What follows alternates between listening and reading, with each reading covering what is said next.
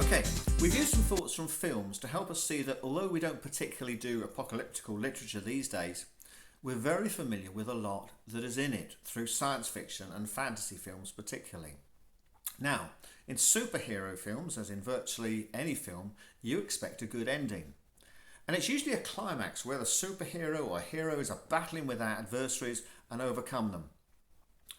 But the beginning of the film may be deliberately low key, as we see the ordinariness of our superhero and then discover that he or she has superpowers. Well, Revelation doesn't start small and get bigger. It starts big and it stays big. As the first picture or scene involves Jesus, he's introduced in verse 5 as the firstborn from the dead and the ruler of the kings of the earth. No gradual build up, bang, straight in. This is Jesus. He's not just the resurrected Christ, which we could kind of say, yeah, we know that. He can top that because he's the ruler of the kings of the earth. So in everything that then develops in Revelation, which we may or may not fully understand, what we're to get hold of is that at all times Jesus is the ultimate ruler. He is numero uno, the absolute king. He's not waiting to become the King of Kings at a later stage, say at the end of Revelation.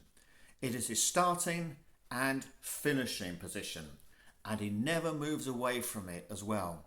In the first chapter, God says, I'm the Alpha and the Omega. And then Jesus also states, I'm the first and the last. Beginning and end all covered, and every bit in between as well. Now this is important, and it's reinforced by a phrase that's used twice in the first chapter, where God is described as the one who is and was and is to come. Now that's not in the right order, is it? Most of us are used to the expression who was and is to come, which is from chapter 4 as it moves through time, past, present, future. But God was there at the start. He will wrap things up at the end, but the emphasis in Revelation is that God is with us now. And so we hit the first vision that John has, in which he sees this amazing being standing in the middle of 7 golden lampstands. Now it's quite unlike later visions where there can be a fair bit of action. This is more like sort of a staged tableau. And also in this, a lot is explained within the vision. And if only the rest of Revelation were so straightforward. We know it's Jesus from the phrase, I was dead and now I am alive. But this is not a picture of the earthly Jesus. He is the heavenly King. We are seeing King Jesus, all-powerful Jesus, the ruler of the kings of the earth. And he's in the middle of the 7 lampstands, which are the 7 churches to whom the letter has been written. And he's holding 7 stars, which John says are the angels or guardians of the 7 churches. This is the first vision. And I want to suggest it is the one we need to use to shape our understanding of what's to follow. The revelation is given to the churches, to the followers and disciples of Jesus. And again, we'll look in a couple of bites' time at whether it was just for those 7 churches who now no longer exist, or whether it has wider significance for all churches and all believers. So, before it all kicks off in terms of the crazy stuff with the 4 horsemen of the apocalypse and what's to follow, this is the key picture, with a clear message that Jesus is at the centre of his churches with all power. But he is also dressed in priestly robes.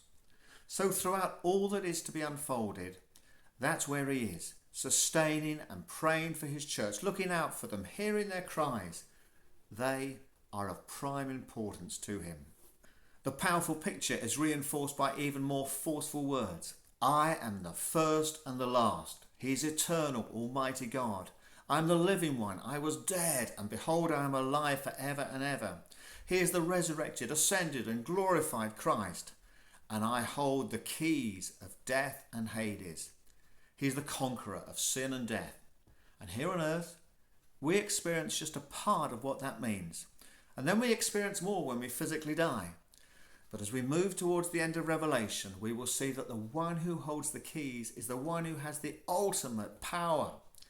And this is not just about personal salvation, but the fullness of what salvation entails for all creation and the ultimate outworking of the victory that was won at the cross. But that's a lot of bites later. Just one final thought for this bite.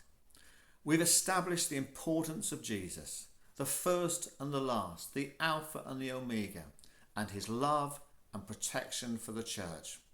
Hold on to that thought, as it will really help us as we start to move later into somewhat murkier waters.